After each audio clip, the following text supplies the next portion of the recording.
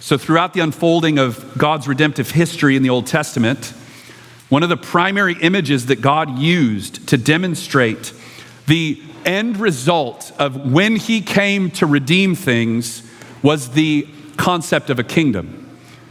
He would promise that when he acted, when he stepped in and undid and unmade the effects of sin in the world, the result would be a kingdom.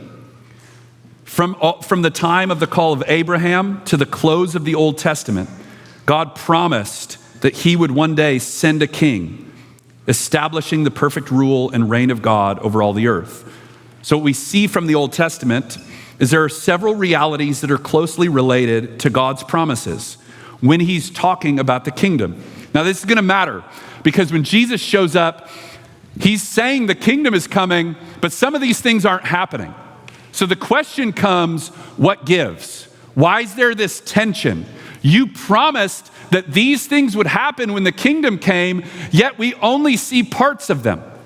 And these parables are intended to help make sense of what's going on.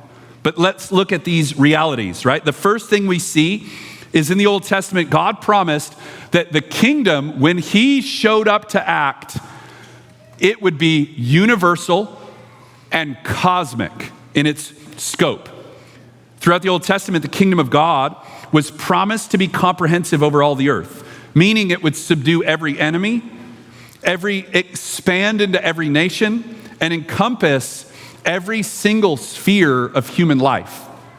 This would go on and on and on to the utmost ends of all created order. God said, when I establish the kingdom, there will not be one molecule in the created order that is not subjected to my rule and reign. It is going to be utterly, absolutely cosmic and universal. Number two, we see that God promises in the day when he shows up to bring redemption and act and turn the tides and undo the effects of sin. He says it will be a great day of salvation for his people.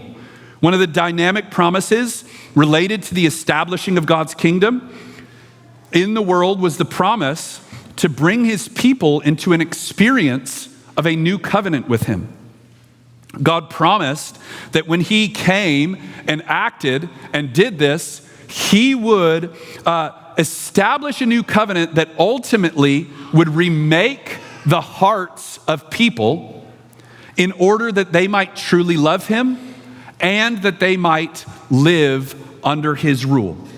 You can read those scriptures. So first, we see it's going to be universal, cosmic in its reach. Secondly, we see that it's going to bring profound salvation. God says, I'm going to bring forgiveness and healing and deliverance and all of the negative ramifications of sin that have plagued the earth. I'm going to undo and offer salvation and deliverance and redemption for my people. The third thing that we see in this composite picture is the judgment of wicked nations. Closely related to the salvation of his people was the promise that God would come and bring judgment to the wicked nations of the earth. Just look at a couple of these passages. I have set my king on my holy hill, God says. And he says, you're my son, I've begotten you today. Ask of me, and I will make all of the nations your heritage. And you will break them with a rod of iron and dash them to pieces like a potter's vessel.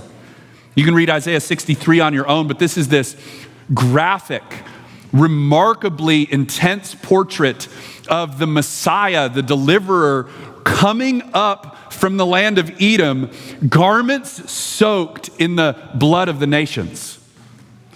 God said there's a day when I'm going to establish my righteous rule in the world, and that is going to mean severe, real judgment for the wicked.